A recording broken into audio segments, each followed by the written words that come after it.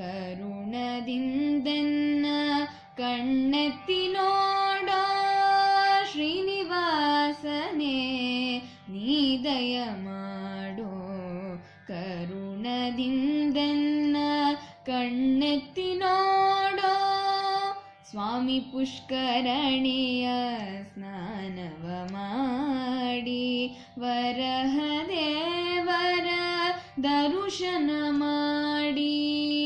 ಸ್ವಾಮಿ ಪುಷ್ಕರಣಿಯ ಸ್ನಾನವ ಮಾಡಿ ವರಹ ದೇವರ ದರುಶನ ಮಾಡಿ ನಿತ್ಯವೂ